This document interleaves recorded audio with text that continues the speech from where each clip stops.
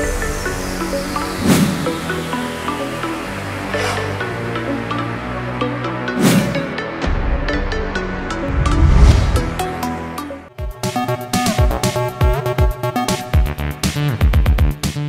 Hello welcome to best of the day. మరి ఈ రోజు మన బెస్ట్ ఆఫ్ ది డేలో కొత్త విశేషాలతో పాటు కొన్ని ఆసక్తికరమైన నిజాలు మరియు చరిత్రలో ఈ రోజు జరిగిన ముఖ్య సంఘటనల గురించి తెలుసుకుందాం. మరెందుకు ఆలస్యం, లెట్స్ స్టార్ట్ ది ప్రోగ్రామ్.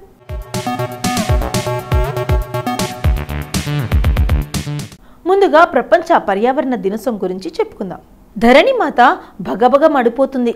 కన్న బిడ్డలు చేస్తున్న అకృత్యాలు భరించలేక ఆవేదన చెందుతుంది. లక్షల కొద్దీ హిరణ్యాక్షులన్నీ చూసి ఆ తల్లి తల్లడిల్లిపోతుంది. అభివృద్ధి పేరుతో చేస్తున్న అరాచకాలను తట్టుకోలేకపోతుంది. ఆవేదన చెందుతుంది. కాపాడమని అర్థిస్తుంది. ఆ భూమాత పెడబొబ్బులు మనకు వినబడవు. వాహనాల రోద వాటిని మింగేస్తుంది. ధరణి కన్నీరు కారుస్తుంది, మనకు కనబడదు. ఫ్యాక్టరీల పొగమబ్బులు కమ్ముకున్నాయి. నీళ్ళ తల్లి బతిమాలుతుంది, మనకు పట్టదు. అభివృద్ధి ముసుగు వేసుకున్న రక్కసి వికట వాహనం చేస్తుంది. భూమాతకు ఎందుకింత ఆవేదన, ఎందుకింత బాధ, ఏమిటి కష్టం? అన్నిటికీ ఒకటే సమాధానం, గ్లోబల్ వార్మింగ్. ఇప్పుడు మానవాళి మేలుకోవాల్సిన సమయం వచ్చింది.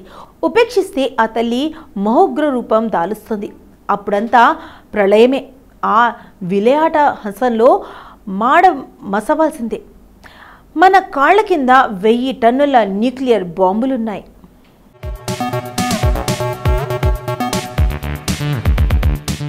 వందల కొద్దీ హైడ్రోజన్ బాంబులున్నాయి. అవి ఏ క్షణంలోనైనా పేలవచ్చు.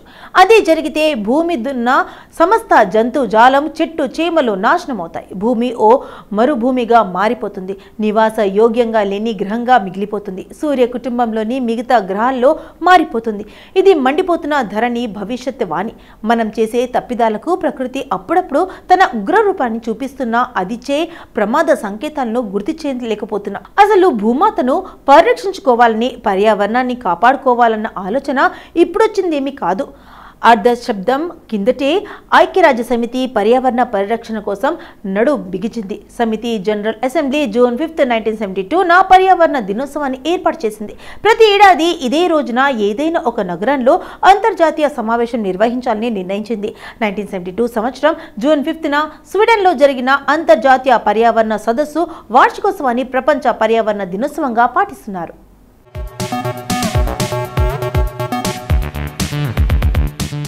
పర్యావరణ పరిరక్షణ అవసరాన్ని ప్రజలు, ప్రభుత్వం గురించి తగు చర్యలు చేపట్టేలా ప్రోత్సహించడమే పర్యావరణ దినోత్సవం ముఖ్య ఉద్దేశం. ఇక అప్పటి నుంచి ప్రతి ఏడాది ప్రపంచ పర్యావరణ దినోత్సవాన్ని జరుపుకుంటూ వస్తున్నాం. ప్రతి ఏడాది ఓ కొత్త సవాలు ఎదురవుతుంది. ప్రతి ఏడాది ఓ సమస్య పలకరిస్తుంది. ప్రతి ఏడాది సమావేశమవుతున్నారు, బాగానే ఉంది. అయినా ఏడాదికేడాది పర్యావరణ బాగా దెబ్బతింటుంది. పరిశ్రమలు పెరుగుతుండడంతో అవి వేదజల్లే కాలుష్యం వాతావరణాన్ని పూర్తిగా కలుషితం చేస్తున్నాయి. గాలి, నీరు, ఆహారం సమస్తం కలుషితమవుతున్నాయి. ప్రకృతి మనకిచ్చిన వనరులను మనం అవసరానికి మించి వాడుకుంటున్నాం.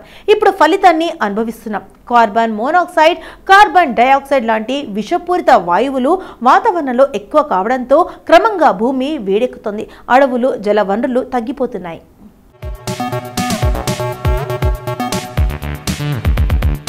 తన నుంచి ఉద్భవించిన మనిషిని ముచ్చడి పడింది భూమాత. ఇప్పుడు అదే మనిషిని చూసి బోరున విలపిస్తోంది. కారణం గ్లోబల్ వార్మింగ్. సహజ సిద్ధంగా వెలువడే గ్రీన్ హౌస్ వాయువులు భూమి మీద ఇన్ఫ్రారెడ్ కిరణాలు ఉత్పత్తి చేసే రేడియో ధార్మికతను తగ్గించి టెంపరేచర్ను కంట్రోల్ చేస్తాయి. నాగరికత నేర్చిన మానవుడు గ్రీన్ హౌస్ వాయువులను వాతావరణంలోకి వదిలేస్తున్నాడు. ఫ్యాక్టరీలు, పొగగట్టలు, వాహనాలు, విద్యుత్పకరణాలు విడుదల చేసే వాయు కాలుష్యం కారణంగానే వాతావరణంలో గ్రీన్ హౌస్ వాయువుల పరిమాణం రెట్టిపోయింది. ఓజోన్ పొర పలుచబడింది. ఉష్ణోగ్రతలు భయంకరంగా పెరిగిపోతున్నాయి. వాతావరణంలో పెరుగుతున్న కార్బన్ తీవ్రత పర్యావరణ వేత్తలను బెంబలెత్తేస్తోంది. గడిచిన 6.5 లక్షల సంవత్సరాల్లో ఇంత కార్బన్ తీవ్రత లేదంటే ప్రస్తుత పరిస్థితులు ఏంటో ఆలోచించాల్సిందే. పారిశ్రామికీకరణ జరగక ముందు వాతావరణంలో కార్బన్ డయాక్సైడ్ ఘన పరిమాణం 280 పార్ట్స్ పర్ మిలియన్.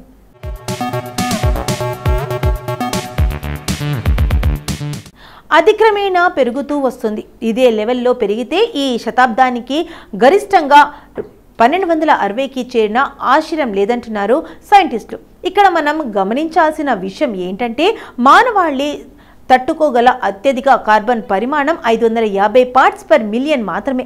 ఈ లెక్కలు వింటేనే వెన్నులో సన్నటి వణుకు రావడం లేదు, వంటి నిండా చెమటలు పట్టడం లేదు. నమ్మినా నమ్మకపోయినా ఇది పచ్చి నిజం. మనిషి చేజేతుల అంతాన్ని కొన్ని తెచ్చుకుంటున్నాడు. తను అంతమవ్వడమే కాకుండా ప్రకృతి మొత్తం నాశనం చేస్తున్నాడు. ప్రకృతి గతి తప్పించే అంతా వినాశనమే. ఋతువులు మారతాయి, కాలాలు కనుమరుగవుతాయి. వేసవి మండిపోతుంది, కురిస్తే కుండపోత లేకుంటే లేదు. ఋతుపవనాలు జాడ ఉండదు. శీతాకాలంలోనూ వేడిగాళ్ళు వీస్తాయి. ఊహించని విధంగా తుఫాన్లు విరుచుకుపడుతున్నాయి. తరచుగా భూకంపాలు పలకరించి వెళ్తుంటాయి. వరదలు ముంచెత్తుతాయి. మొత్తానికి భూమి ప్రళయ భీకర రూపం దాలుస్తుంది.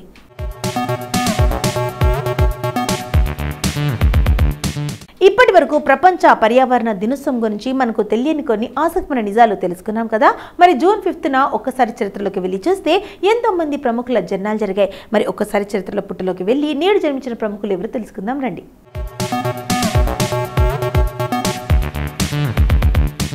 యోగి ఆదిత్యనాథ్ భారతదేశంలోని ఉత్తరప్రదేశ్ రాష్ట్ర ముఖ్యమంత్రి.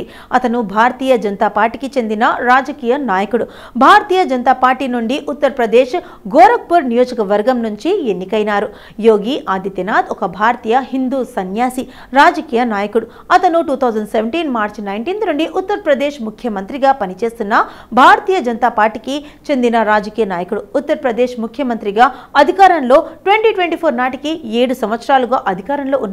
వరుసగా 2 పర్యాలు అధికారం చేజిక్కించుకున్నారు. ఉన్న ఏకైక ఉత్తరప్రదేశ్ ముఖ్యమంత్రి. గతంలో ఆదిత్యనాథ్ 1998 నుండి 2017 వరకు దాదాపు 2 దశాబ్దాల పాటు భారత పార్లమెంట్ సభ్యునిగా పనిచేశారు. యోగి ఆదిత్యనాథ్ 1972 జూన్ 5న ప్రస్తుతం ఉత్తరాఖండ్లోని పౌడి గడ్వాల్ జిల్లా పాల్చూర్లో రాజ్పుత్ కుటుంబంలో జన్మించారు.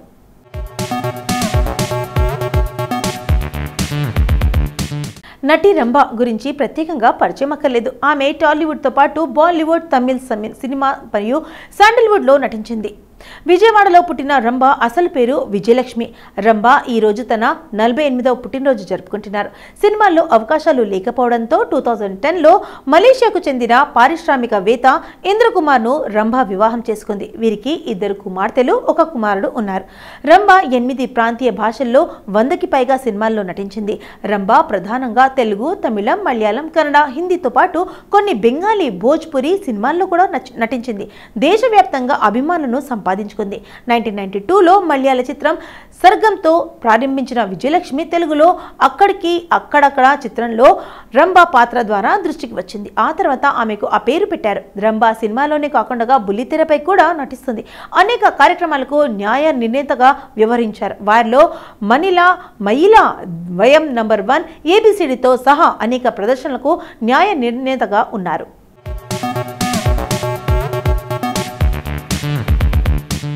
అమిత్ సాద్ ఒక భారతీయ నటుడు.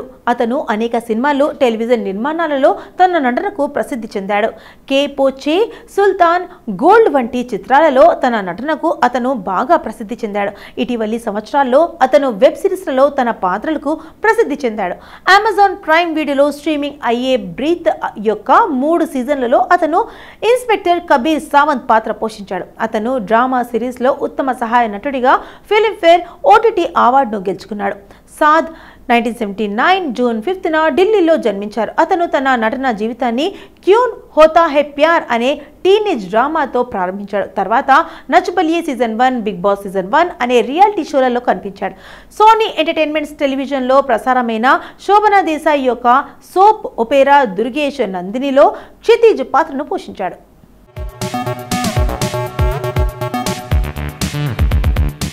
అపూర్వ అరోరా భారతీయ సినిమా నటి, మోడల్. హిందీ, గుజరాతీ, పంజాబీ, కన్నడ సినిమాలలో నటించాడు. వివిధ వెబ్ సిరీస్లలో, మ్యూజిక్ వీడియోలలో కూడా నటించింది. అపూర్వ అరోరా జూన్ 5, 1996న న్యూఢిల్లీలో జన్మించారు. వినయ్ రాజ్ కుమార్ ప్రధాన పాత్రలో నటించిన సిద్ధార్థ్ సినిమా ద్వారా కన్నడ సినీ రంగంలోకి ప్రవేశించింది. 12 ఏళ్ల వయసులో ఆమెకు తొలిసారిగా సినిమాలో నటించే అవకాశం వచ్చింది. గ్లామ్ ఆప్ క్యాడ్బెరీ పేర్క్ ప్రకటనలో కూడా నటించింది. 2012లో మిస్టరీ హింటర్స్ ఇండియా పేరుతో డిస్కవరీ కిడ్స్ వాళ్ళు తీసిన డాక్యుమెంటరీ టెలివిజన్ సిరీస్లో అన్వేషరాలుగా నటించింది. గగన్ అరోరాతో కలిసి కాలేజ్ రొమాన్స్ అనే వెబ్ సిరీస్లో, రాంగ్ నంబర్ అనే యూట్యూబ్ వెబ్ సిరీస్లో ఖుషి అనే క్యారెక్టర్ పేరుతో నటించింది.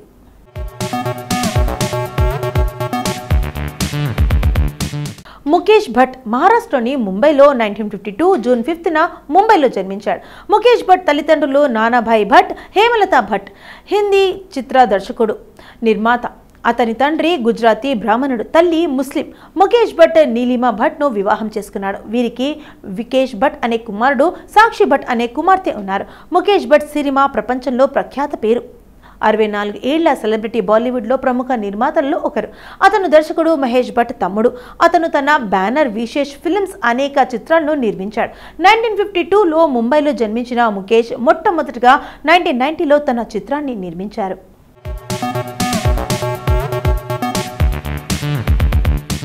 సో ఇదండి ఇవాల్టి మన బెస్ట్ ఆఫ్ ది డే. మరి ఈ రోజు మన ఎపిసోడ్లో ఈ రోజుకి సంబంధించిన కొన్ని ఆసక్తికరమైన విశేషాలు తెలుసుకున్నాం కదా. మరి రేపటి ఎపిసోడ్లో మళ్ళీ కలుద్దాం. Until then take care, by.